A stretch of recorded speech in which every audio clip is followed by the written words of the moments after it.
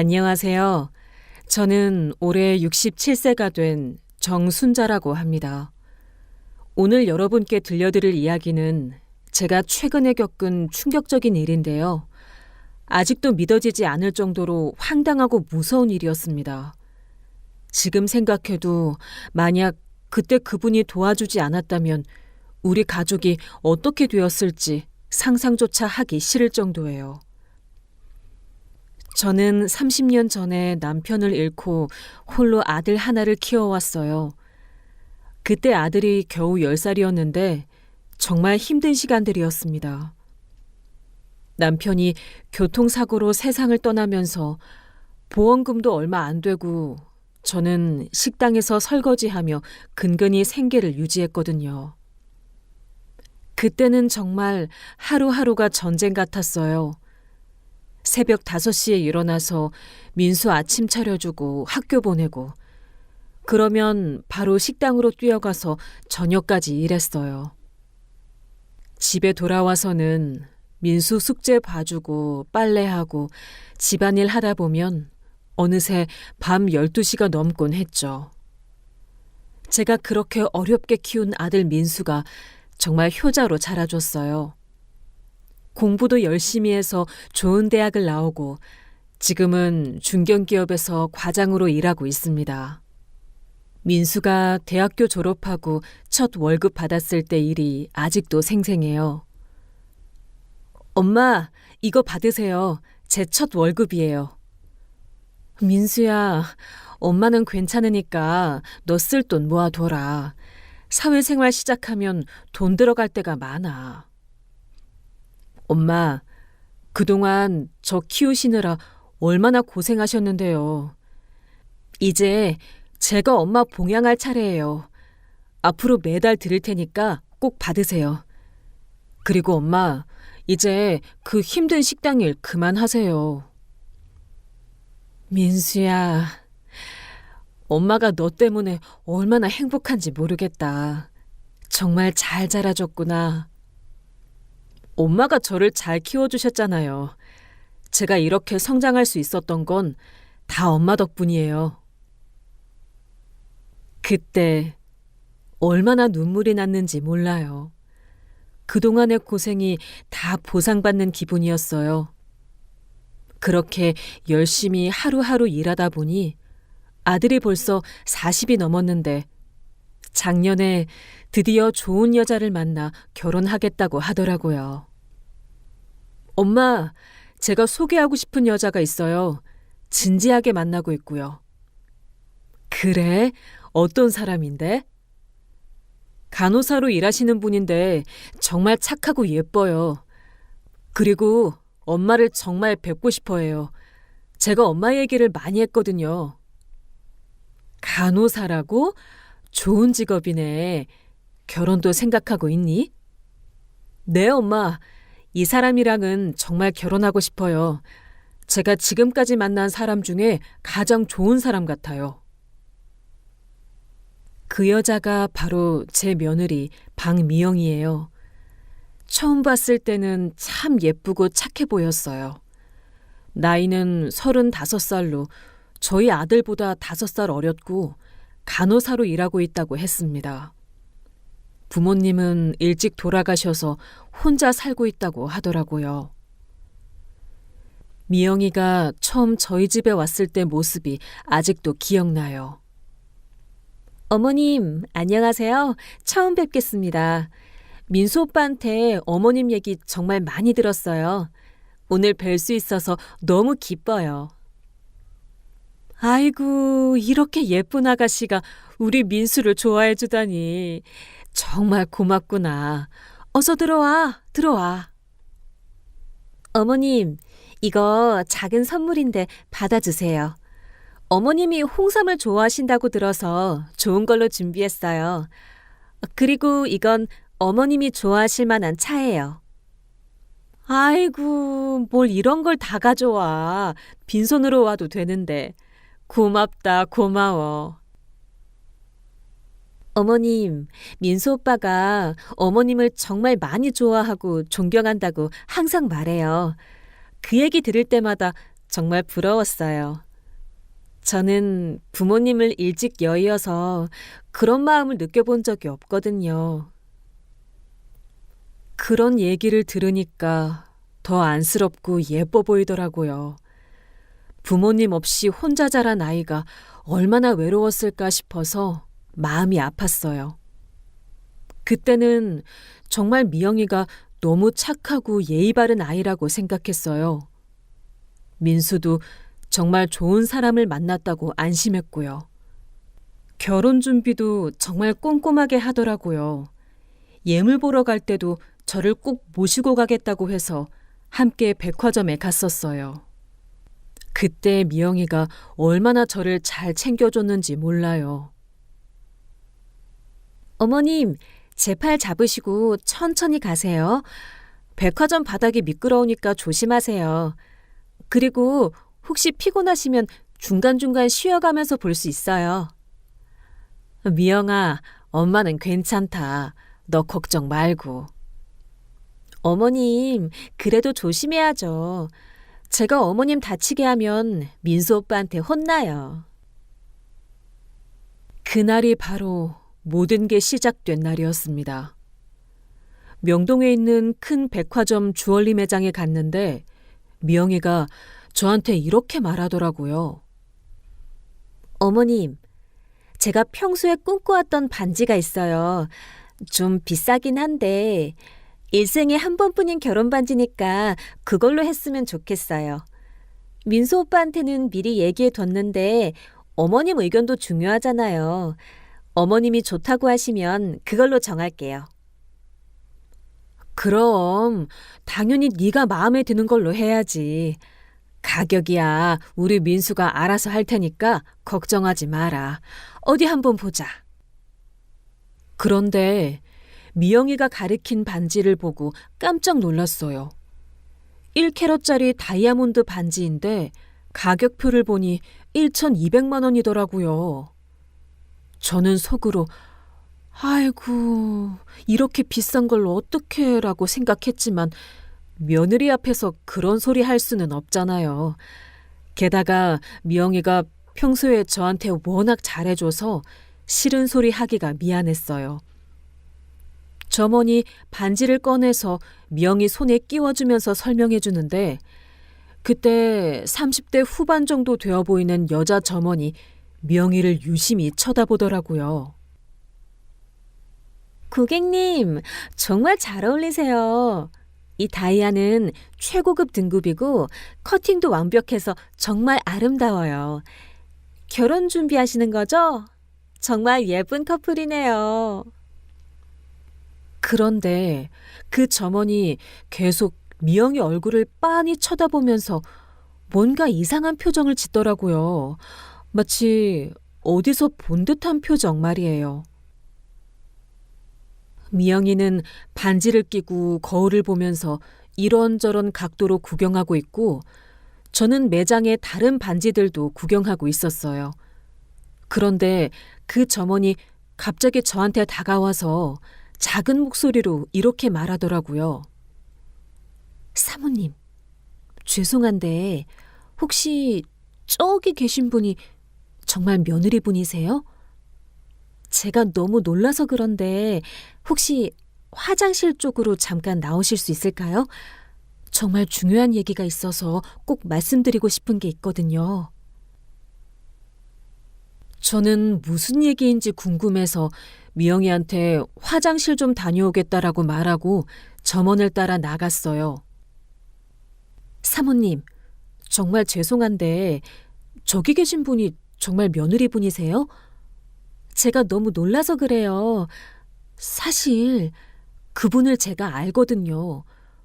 그런데 그분이 간호사라고 하셨나요? 부모님이 돌아가셔서 혼자 산다고 하셨나요? 네, 맞아요. 간호사로 일한다고 했는데 왜요? 혹시 아는 사이예요? 어디서 만난 적이 있나요? 사모님, 이거 어떻게 말씀드려야 할지 모르겠는데 그 사람 간호사 아니에요. 제가 확실해요. 2년 전까지 저 아는 언니가 강남에서 룸사롱을 운영했었는데 거기서 일했던 사람이거든요.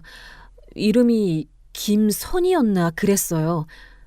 저도 그 룸사롱에 가끔 가서 언니 일 도와주다가 봤거든요. 저는 그 말을 듣고 머리가 하얘지는 기분이었어요. 네? 그게 무슨 소리예요? 우리 며느리가 룸사롱에서 일했다고요? 설마 그런... 혹시 다른 사람이랑 헷갈리신 건 아니에요? 세상에 닮은 사람이 얼마나 많은데요. 사모님, 제가 거짓말할 이유가 없어요. 정말 확실해요. 그 사람 특징까지 기억하고 있어요. 왼쪽 입술 아래에 작은 점이 있고요. 그리고 목소리도 똑같아요. 그리고 아이도 있는 걸로 알고 있어요. 저는 그 순간 정말 어지러웠어요. 지난 1년 동안 저한테 그렇게 잘해주던 미영이의 모든 것이 거짓이었다는 게 믿어지지 않았어요. 사모님, 그리고 더 충격적인 게 있어요. 그 사람이 결혼 사기를 친 적이 있다고 들었어요. 그 룸사롱 했던 언니가 그랬는데 김선희 씨가 어떤 중년 남자를 속여서 결혼하고 돈을 뜯어낸 다음에 도망갔다고 하더라고요. 그래서 경찰서에 신고까지 들어갔었는데 나중에 합의를 봤다고 들었어요. 사모님께 이런 말씀 드리는 게 죄송하지만 모르고 계시면 안 될 것 같아서요. 결혼 사기요? 정말이에요? 그럼 지금도 그런 일을 하고 있다는 건가요? 그건 확실하지 않지만 조심하시는 게 좋을 것 같아요. 아드님은 이런 사실을 알고 계세요? 정말 위험할 수 있어요. 혹시 확인해 보시려면 제가 그 룸사롱 언니 연락처 드릴게요. 아니면 사진이라도 보여드릴 수 있어요. 사진이 있어요? 네, 제 휴대폰에 있어요. 작년에 그 룸사롱에서 언니 생일 때 찍은 단체 사진인데 거기 나와 있어요. 정말 똑같은 사람이라는 걸 확인하실 수 있을 거예요. 점원이 휴대폰을 꺼내서 사진을 보여주는데 정말 미영이었어요. 머리 색깔도 다르고 화장도 진하게 했지만 분명히 우리 며느리였어요. 사진 속에서는 술을 들고 웃고 있고 옆에 중년 남자들이 앉아 있었어요. 사모님, 이 사진 속 사람이 맞죠? 그때 이름이 김선이었어요. 꽤 인기가 있었던 걸로 알고 있어요. 손님들한테 잘해줘서 단골들이 많았다고 하더라고요. 특히 나이 드신 분들한테 인기가 좋았대요. 저는 그 사진을 보고 정말 충격을 받았어요. 그런데 더 충격적인 건 그 다음이었어요. 사모님, 그리고 또 하나 말씀드릴 게 있는데 그 사람이 마지막에 룸사롱 그만둘 때 제 언니한테 한 얘기가 있어요. 이제 더 큰 사냥감을 찾았다고. 앞으로는 이런 일 안 해도 된다고 하더라고요. 아마 그때 아드님을 만난 게 아닌가 싶어요.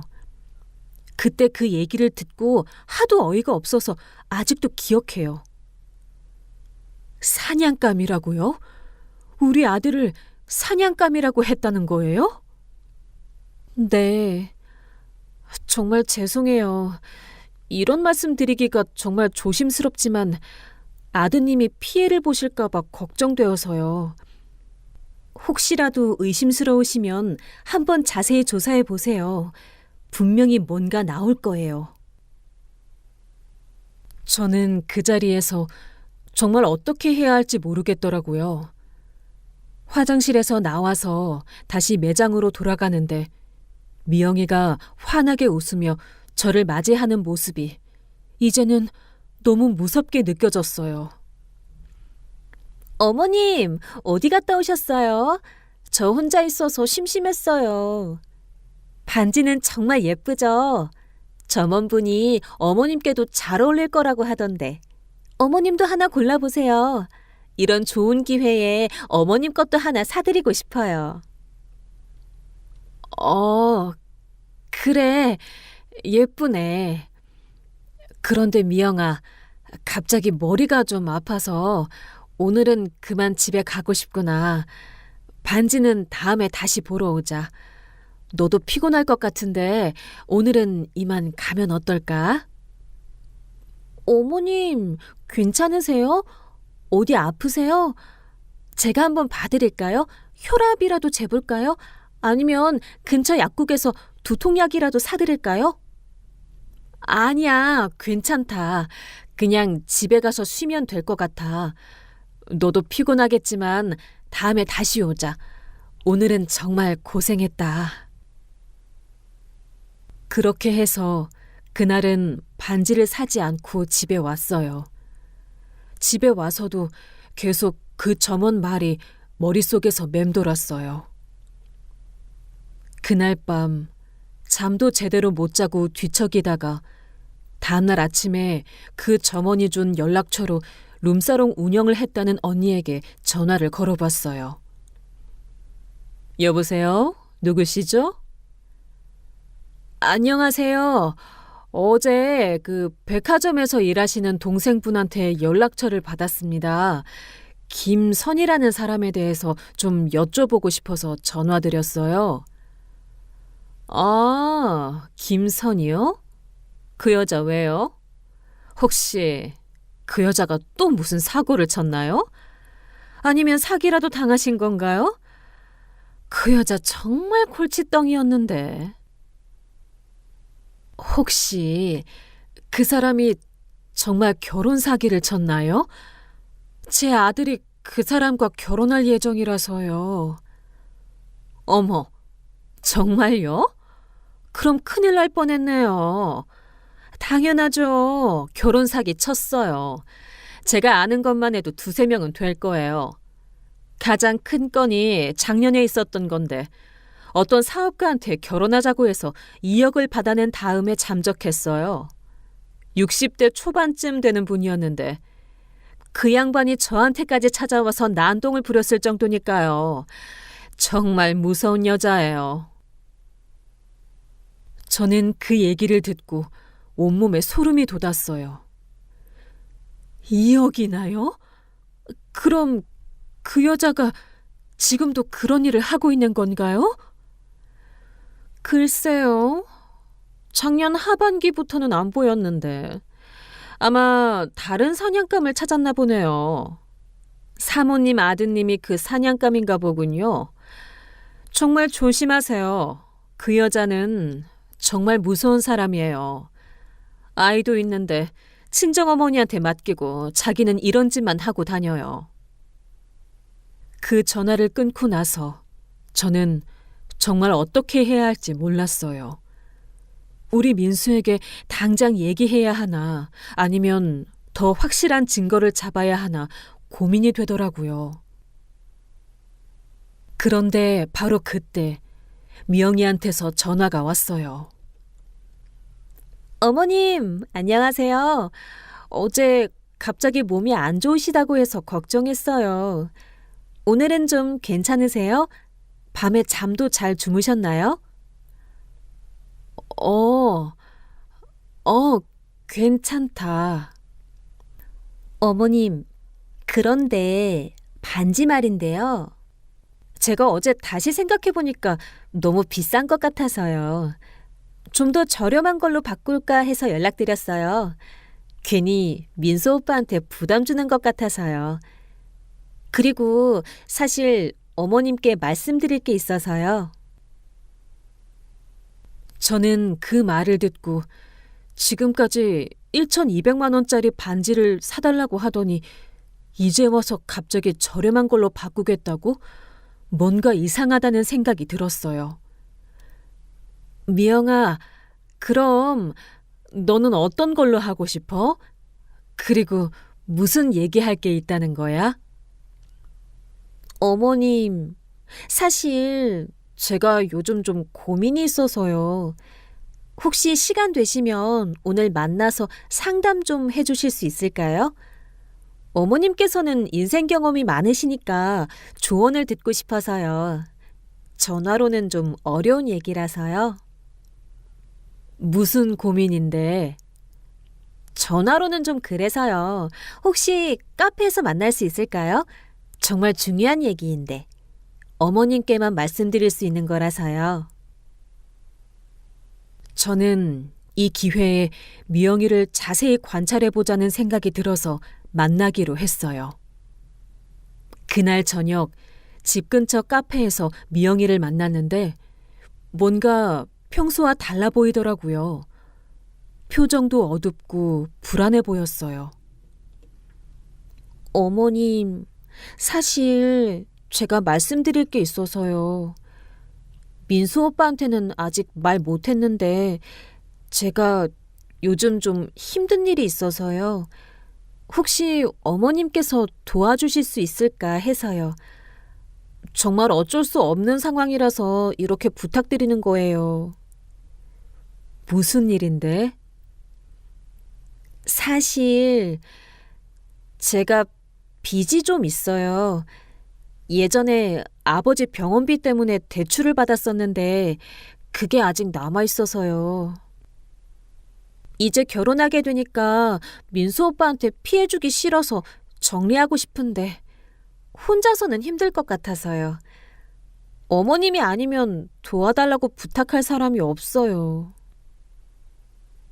저는 그 말을 듣고 드디어 본색을 드러내는구나라는 생각이 들었어요. 빚이 얼마나 되는데? 8천만 원 정도요. 이자까지 합치면요. 어머님, 제가 이런 부탁을 드리는 게 정말 죄송한데 혹시 도와주실 수 있을까요? 결혼하고 나서 천천히 갚아드릴게요. 제가 간호사라서 수입이 안정적이니까 몇 년 안에 다 갚을 수 있어요. 8천만 원이면 적은 돈이 아닌데. 어머님, 정말 죄송해요. 그런데 이걸 정리 안 하고 결혼하면 민수 오빠한테 피해가 갈 것 같아서요. 제가 아버지 병원비 때문에 어쩔 수 없이 빌린 건데 이제 결혼하게 되니까 깨끗하게 정리하고 새 출발하고 싶어요. 제발 도와주세요. 저는 이제 확신했어요. 이 여자가 정말 사기꾼이라는 걸요. 하지만 일단 모르는 척하면서 더 많은 정보를 얻어야겠다고 생각했어요. 미영아, 그런데 8천만 원이면 내가 당장 마련하기 어려운 금액이야. 시간이 좀 필요할 것 같은데. 그리고 정말 급한 거야? 어머님, 그럼 일단 절반이라도 먼저 도와주실 수 있을까요? 4천만 원이라도요. 정말 급해서요. 대출업체에서 계속 독촉을 하고 있어서 이번 주 안에 일정 금액을 입금하지 않으면 법적 조치를 취하겠다고 해서요. 어머님, 정말 죄송하지만 도와주세요. 저는 그 말을 듣고 더욱 확신했어요. 전형적인 사기 수법이었거든요. 급박한 상황을 만들어서 상대방이 생각할 시간을 주지 않는 거요. 미영아, 그런데 너 정말 간호사 맞지? 어느 병원에서 일한다고 했지? 나도 한번 가보고 싶어서. 어머님, 갑자기 그게 왜요? 강남에 있는 개인 병원이라고 말씀드렸잖아요. 그런데 왜 갑자기 병원 얘기를 하시는 거예요? 병원 이름이 뭐야? 나도 한번 가보고 싶어서. 며느리가 일하는 곳이니까 궁금하잖아. 미영이는 그 질문을 받고 잠시 당황하는 기색을 보였어요. 그게 개인정보 때문에 환자 가족이라도 함부로 병원에 오시면 안 된다고 해서요. 어머님, 왜 갑자기 이런 걸 물으세요? 혹시 제가 뭔가 잘못했나요? 그냥 궁금해서. 그런데 미영아, 엄마가 하나만 더 물어볼게. 너 혹시 결혼한 적 있어? 그리고 아이는 없어? 그 순간 미영이 얼굴이 하얗게 변했어요. 완전히 당황한 표정이었어요. 어머님, 갑자기 그런 걸 왜 물으세요? 제가 결혼했다면 민수 오빠한테 말했겠죠. 그리고 아이가 있다면 숨겼겠어요? 어머님, 왜 갑자기 이런 걸 물으시는 거예요? 그럼 안 했다는 거지? 정말 혼자고? 당연히 혼자예요. 어머님, 왜 갑자기 이런 걸 물으시는 거예요? 혹시 누가 뭐라고 했나요? 저에 대해서 이상한 얘기라도 들으셨나요? 저는 그때 더 이상 참을 수 없었어요. 미영아, 아니, 선이야. 미영이는 그 말을 듣는 순간 완전히 얼어붙었어요. 너 김선이 맞지? 룸사롱에서 일했고 결혼 사기도 쳤고 딸도 하나 있는 거 다 알고 있어. 더 이상 거짓말하지 마라. 어머님, 그게 무슨... 누가 그런 말을... 아직도 거짓말할 거야? 나한테 증거가 다 있어. 네 사진부터 시작해서 전과기로 딸 정보까지 전부 다 확인했어. 지금까지 우리 가족을 완전히 속이고 있었잖아. 그제서야 선희는 완전히 포기한 듯한 표정을 지었어요. 더 이상 숨길 수 없다는 걸 안 모양이었어요. 어머님, 제가 설명을 드릴게요. 저도 정말 어쩔 수 없었어요. 제가 딸을 키워야 하는데 혼자서는 너무 힘들어서요. 민수 오빠는 정말 좋은 사람이고 저도 진심으로 좋아해요. 진심이라고? 지금까지 이름부터 직업까지 전부 거짓말한 사람이 무슨 진심이야? 우리 민수가 얼마나 순수한 사람인데 그런 사람을 이렇게 속이고 있었어? 어머님, 제발 기회를 주세요. 제가 앞으로는 정말 잘할게요. 민수 오빠한테만은 말씀하지 말아주세요. 제가 무릎이라도 꿇을게요. 저도 이제 정말 새 출발하고 싶어요. 기회라고? 너 지금까지 몇 명이나 속여 먹었는데 2억 사기친 것도 알고 있어. 그런데 또 우리 민수까지 똑같이 속이려고 했잖아. 선희는 그 말을 듣고 완전히 절망적인 표정을 지었어요. 이제 정말 모든 게 탄로 났다는 걸 알았나 봐요. 어머님 제발요. 저 정말 이번엔 다를 거예요. 민수 오빠를 진짜로 사랑해요. 처음에는 그런 마음이었을지 몰라도 지금은 정말 달라요. 제발 한 번만 믿어주세요. 믿어달라고? 너 같은 사기꾼을 어떻게 믿어? 당장 우리 민수한테 가서 사실대로 다 털어놔. 그리고 다시는 우리 앞에 나타나지 마.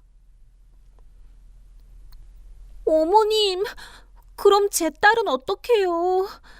저는 그 아이 때문에 살고 있는 거예요. 민수 오빠와 결혼해서 정말 평범하게 살고 싶었어요.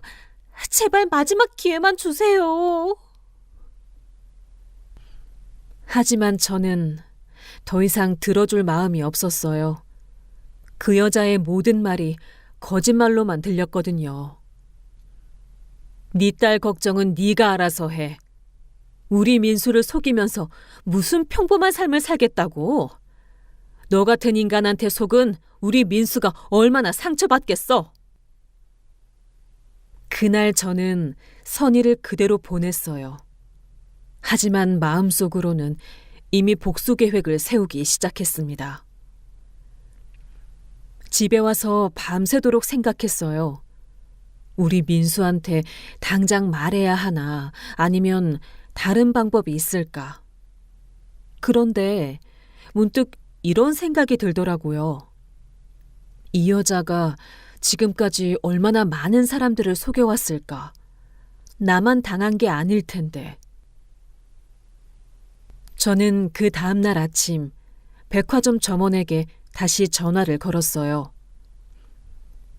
어제 말씀해 주신 그 여자 일로 다시 연락드렸어요. 혹시 그 여자가 다른 피해자들도 있는지 알 수 있을까요? 저 혼자만 당하고 끝낼 수는 없을 것 같아서요. 사모님, 제 언니한테 물어보니까 그 여자 때문에 피해본 사람들이 꽤 많을 거라고 해요. 그런데 대부분 나이 드신 남자분들일 거라 창피해서 신고도 못하고 있을 거라고요. 혹시 사모님이 나서서 모아보시는 건 어때요? 저는 그때 결심했어요. 이 여자를 혼자만 당하고 끝낼 수는 없다고. 하지만 다른 피해자들을 찾는 건 쉽지 않았어요. 그럼 혹시 다른 피해자들에 대해서도 알 수 있을까요? 사모님, 그건 좀 어려울 것 같아요. 언니도 그 여자가 룸사롱 그만둔 후에 뭘 했는지는 잘 몰라요. 아마 혼자서 활동했을 거예요. 저는 다른 방법을 생각해 봤어요. 인터넷에 검색해 보니 결혼 사기 피해자 모임 같은 곳이 있더라고요. 혹시나 해서 그쪽에 연락해 봤어요. 안녕하세요. 결혼 사기 피해자 상담센터입니다. 어떤 도움이 필요하신가요? 김선이라는 여자에 대해서 문의드리고 싶어요. 제 아들이 피해를 당할 뻔했거든요. 김선이요? 혹시 다른 이름도 쓰나요? 나이나 특징을 알려주시면 확인해 보겠습니다. 저는 선의의 특징과 수법들을 자세히 설명했어요. 아, 그 여자 같은 경우가 신고된 적이 있어요. 하지만 피해자분들이 대부분 실명 공개를 원하지 않으셔서 직접 연결드리기는 어렵고요. 대신 제가 확인해 본 바로는 비슷한 수법의 피해 사례들이 있었습니다. 어떤 사례들인가요?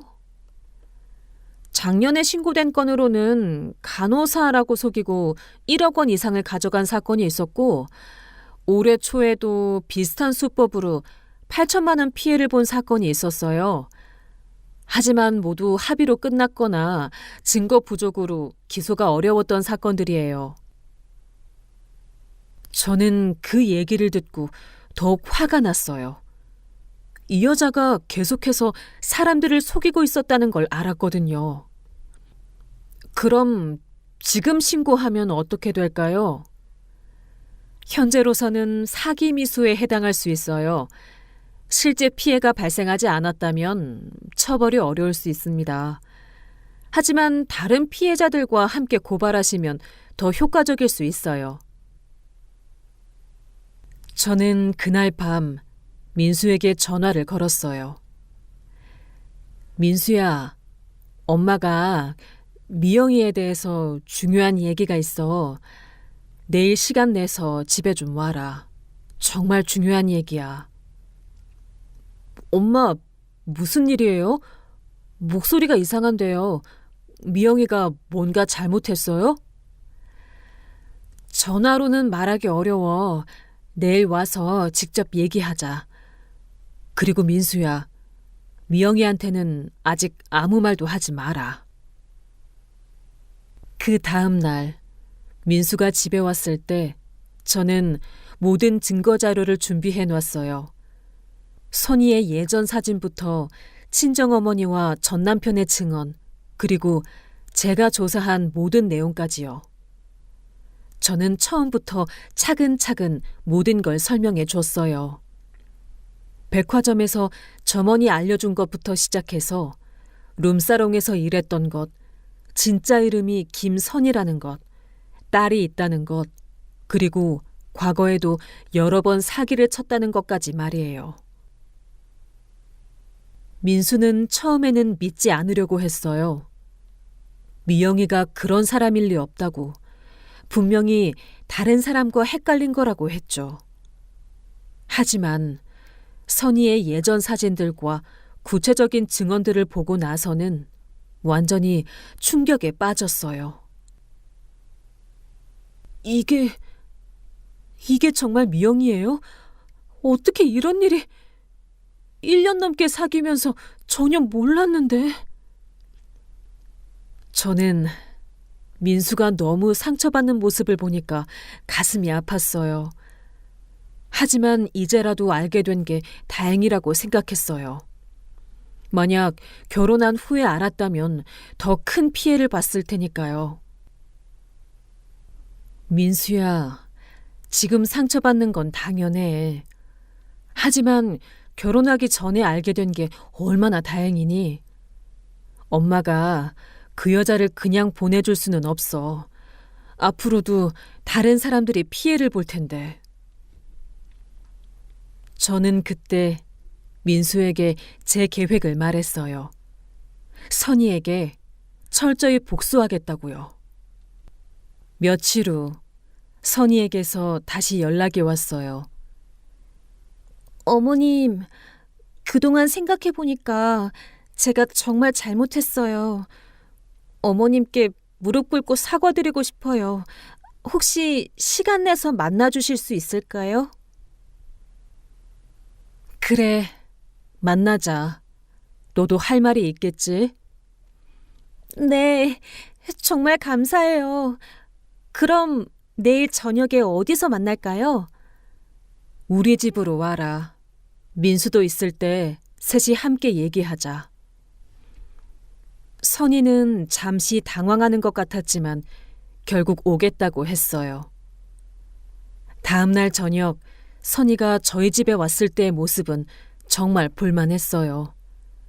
민수가 차가운 표정으로 앉아있는 걸 보고 완전히 당황하더라고요. 민수 오빠? 왜 그런 표정으로? 혹시 어머님이 뭐라고 하셨나요? 미영아, 아니, 선희 씨, 우리 얘기 좀 해야겠어요. 선희는 그 순간 모든 게 끝났다는 걸 알았나 봐요. 얼굴이 하얗게 변하면서 주저앉더라고요. 이제 진짜 복수가 시작되는 거였어요. 선희는 민수가 모든 걸 알고 있다는 걸 깨닫고 완전히 패닉 상태가 되었어요. 민수 오빠, 제가 설명드릴게요. 제가 어쩔 수 없는 사정이 있었어요. 딸이 있긴 하지만 정말 사랑은 진짜예요. 오빠를 정말 좋아해요. 처음에는 그런 마음이었을지 몰라도 지금은 정말 달라졌어요. 사랑은 진짜라고요? 이름부터 나이, 직업까지 전부 거짓말하고 있으면서요? 1년 넘게 저를 완전히 바보로 만들어 놓고 이제 와서 사랑이 진짜라고요? 오빠, 제발 들어보세요. 제가 딸을 혼자 키우면서 너무 힘들어서 그랬어요. 오빠 같은 좋은 사람 만나서 정말 행복했어요. 앞으로는 정말 잘할게요. 다시는 거짓말 안 할게요. 다시는 거짓말 안 한다고? 너 지금까지 몇 명이나 그런 식으로 속였는데 우리 민수가 처음이야? 선희는 그 말을 듣고 완전히 말문이 막혔어요. 이제 더 이상 변명할 게 없다는 걸 안 모양이었어요. 선희야, 너 우리한테 8천만 원 달라고 했지? 그 돈으로 뭘 하려고 했어? 정말 빚을 갚으려고 했을까? 어머님, 그건 정말 빚이 있어서. 거짓말 그만해. 너 그 돈 받아서 딸이랑 어디로 튈 생각이었지? 그리고 우리 민수는 어떻게 하려고 했어? 선희는 대답을 못하고 그냥 울기만 했어요. 하지만 저는 그 눈물도 믿을 수 없었어요. 그럼 제가 임신했다면 어떡하실 거예요? 정말 오빠 아이를 가졌다면요? 뭐라고? 지금 또 거짓말하는 거야? 거짓말 아니에요. 정말 임신 가능성이 있어요. 오빠, 그래도 저한테 책임져야 하는 거 아니에요? 임신이요? 정말이면 병원 가서 확인해 보세요. 그리고 정말이라면 그래도 저는 선희 씨와는 같이 살 수 없어요. 저는 그 순간 선희가 또 다른 거짓말로 우리 민수를 옭아매려고 한다는 걸 알았어요. 너 지금까지 피임약 먹고 있었잖아. 민수한테 아직 결혼 전이라서 조심해야 한다고 하면서. 그런데 갑자기 임신이야? 선희는 그 말을 듣고 완전히 당황했어요. 제가 그런 것까지 알고 있을 줄 몰랐나 봐요. 엄마가 맞아요. 선희 씨 항상 조심한다고 했잖아요. 갑자기 임신이라니. 이것도 거짓말이네요. 아니에요. 정말. 이제 그만해.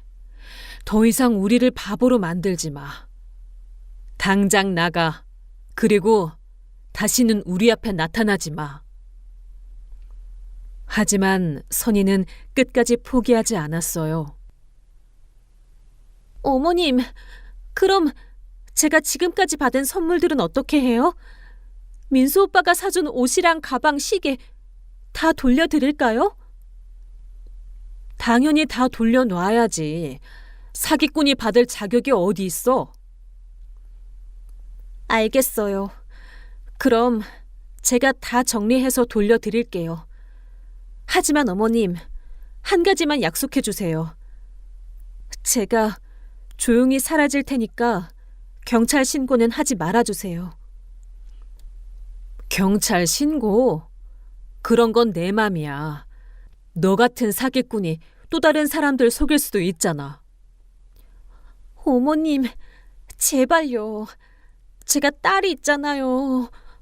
저 경찰서 들어가면 딸은 어떡해요? 제발 한 번만 봐주세요. 선희 씨, 그 딸 생각했으면 처음부터 이런 짓 하지 말았어야죠. 이제 와서 딸 얘기하지 마세요. 선희는 결국 아무것도 얻지 못하고 저희 집을 나갔어요. 하지만 저는 이걸로 끝낼 생각이 전혀 없었어요. 그날 밤 민수와 이야기를 나눴어요. 민수야, 엄마가 그 여자를 그냥 보내줄 생각은 없어. 저런 사기꾼이 돌아다니면 또 다른 사람들이 피해를 볼 거야.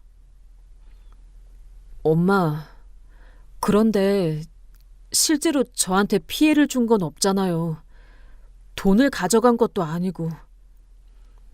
민수야, 그래도 우리가 가만히 있으면 안 돼. 저 여자는 분명히 다른 사람들한테도 똑같은 짓을 할 거야. 엄마가 그 여자한테 함정을 파줄 거야. 그리고 제 예상대로 일주일 후 선희에게서 연락이 왔어요. 딸이 급성 충수염에 걸려서 수술비 500만 원이 필요하다는 뻔한 거짓말이었어요. 저는 만나자고 했고 다음 날 카페에서 선희를 만났어요. 민수는 떨어진 자리에 앉아서 지켜보고 저는 휴대폰 녹음을 켜놨죠. 선희는 처음에는 딸 수술 이야기를 계속했지만 제가 계속 추궁하자 말이 앞뒤가 안 맞기 시작했어요. 수술 대기 중이라고 했다가 수술 중이라고 했다가 딸 나이도 헷갈리고요. 선희야, 네 딸은 지금 건강하게 잘 지내고 있어. 충수염은 개뿔.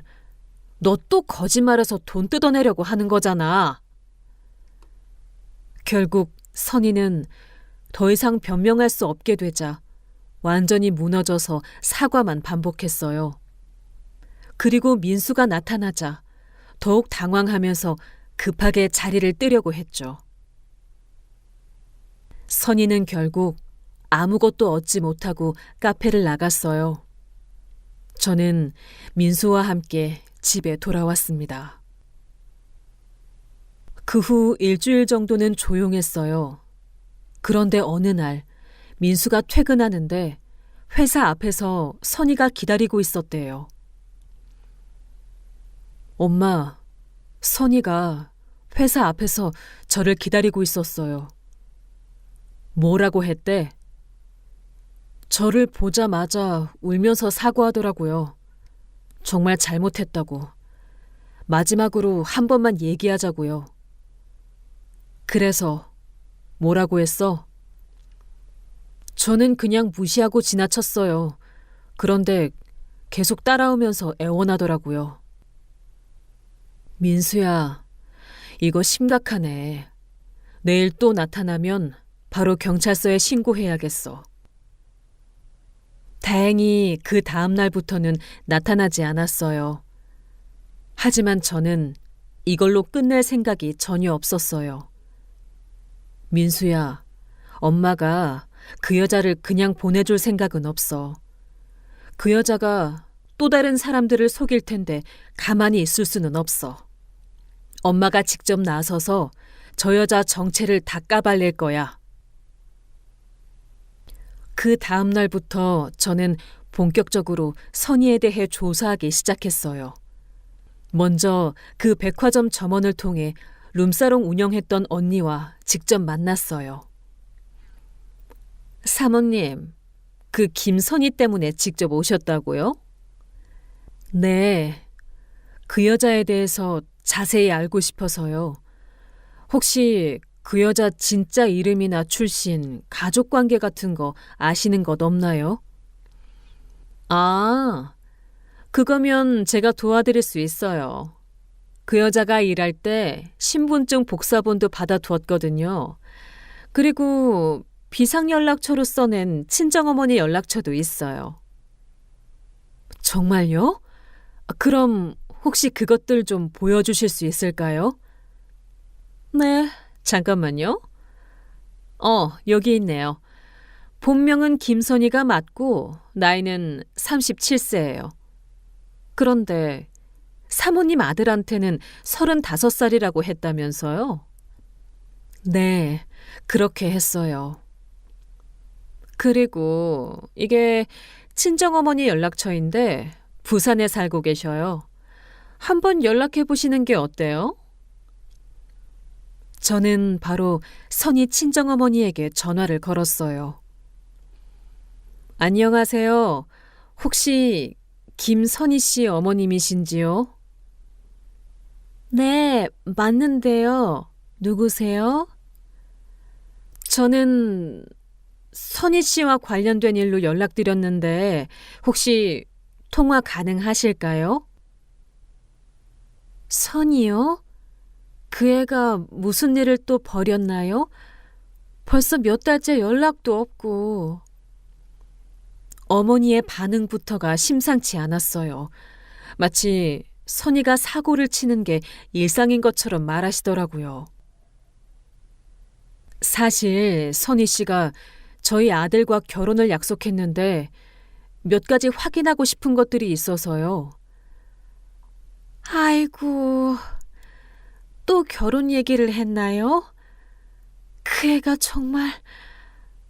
죄송해요. 혹시 피해 보신 건 없나요? 피해요? 그 애가 원래 그래요. 남자들한테 접근해서 좋은 말로 꼬신 다음에 아이고, 이런 얘기 어떻게 해야 할지 정말 죄송합니다. 저는 선희 어머니와 계속 통화하면서 충격적인 사실들을 알게 되었어요. 선희가 고등학교를 중퇴한 것, 20살에 결혼했다가 바로 이혼한 것, 딸을 제대로 돌보지 않는다는 것까지요. 그런데 가장 충격적인 건 따로 있었어요. 그 애가 간호사라고 했다고요? 아니에요. 고등학교도 못 졸업했는데 무슨 간호사. 그리고 저희 부부가 죽었다고요? 저 멀쩡히 살아있는데 왜 그런 소리를... 저는 선희 어머니로부터 더 자세한 정보를 듣기 위해 직접 만나자고 했어요.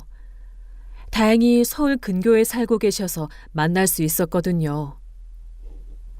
며칠 후 선희 어머니를 만났는데 정말 많은 이야기를 들을 수 있었어요. 사모님, 정말 죄송해요. 제가 그 애를 잘못 키운 것 같아요. 그런데 그 애가 어릴 때부터 거짓말을 너무 자연스럽게 해서... 어머님, 혹시 선희 씨가 예전에도 이런 일을 한 적이 있나요? 몇 번 있었어요. 작년에도 어떤 아저씨가 집까지 찾아오셔서 그때도 결혼한다고 하면서 돈을 받아갔나 봐요.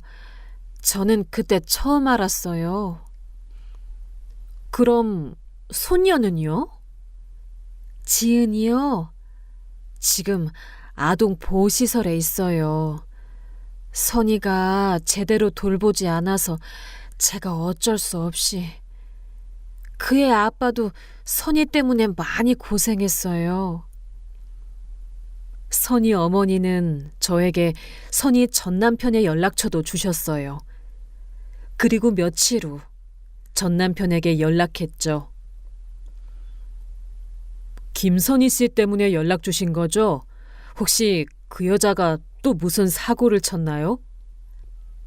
네, 저희 아들과 결혼한다고 해서요.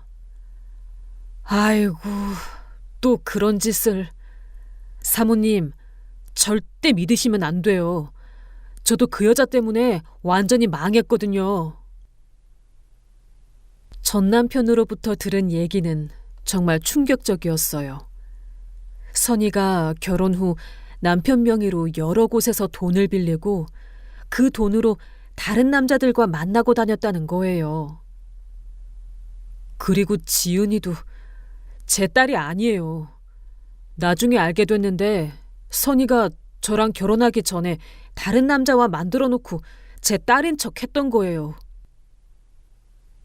저는 이런 정보들을 바탕으로 더 많은 조사를 했어요.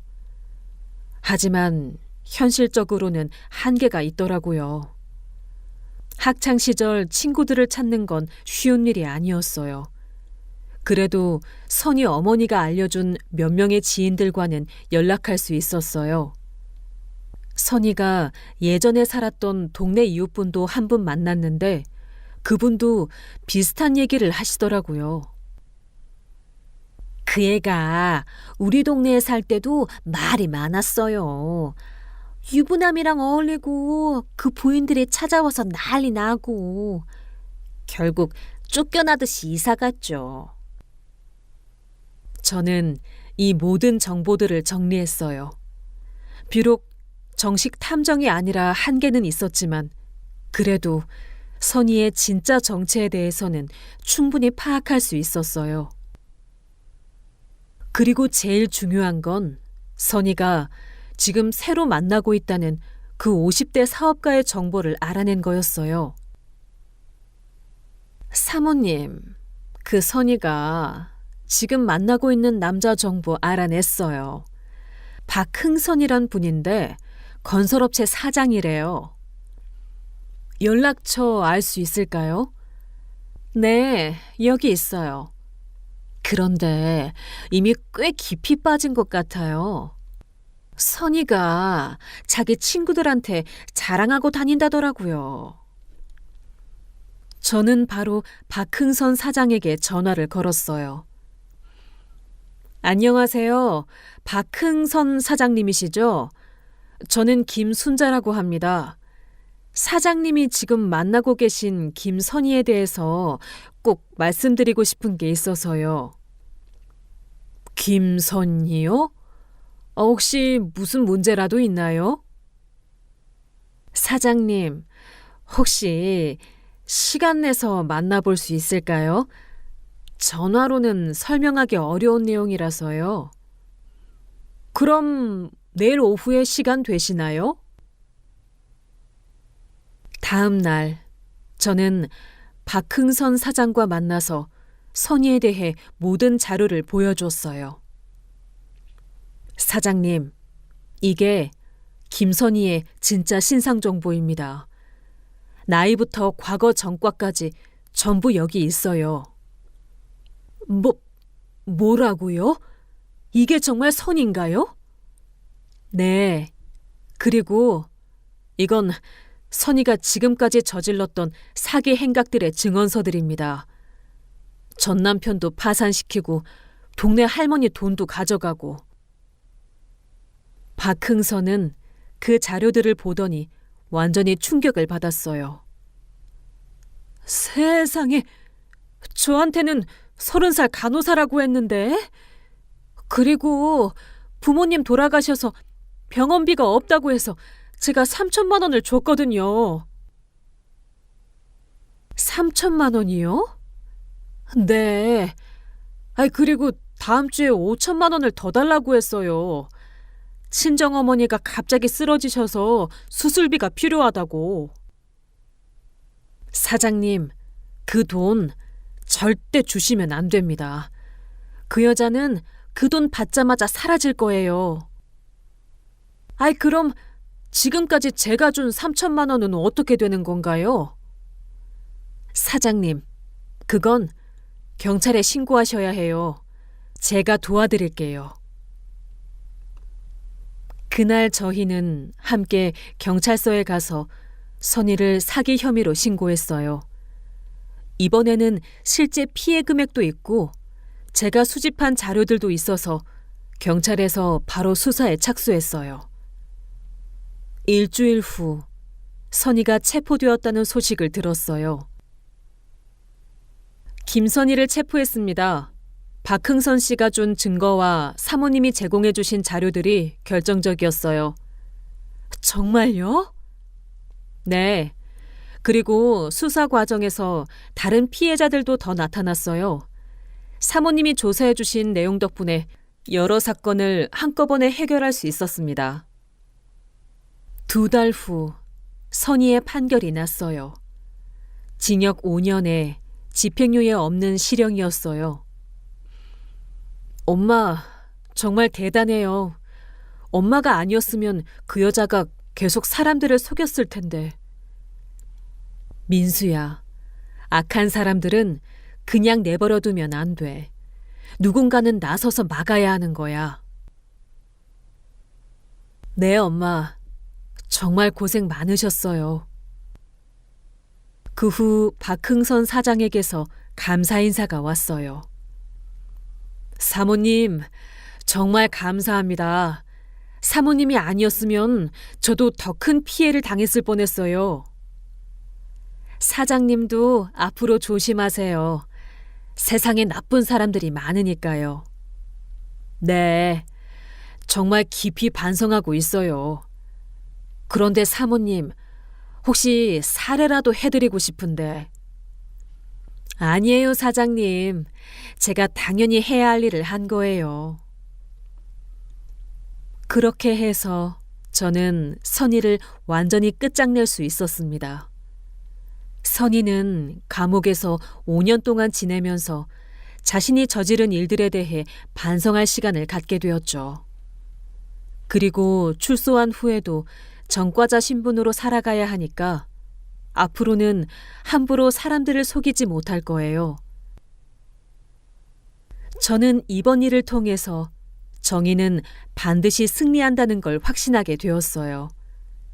비록 시간이 걸리더라도 악한 일을 저지르는 사람들은 결국 그에 합당한 대가를 치르게 되어 있더라고요.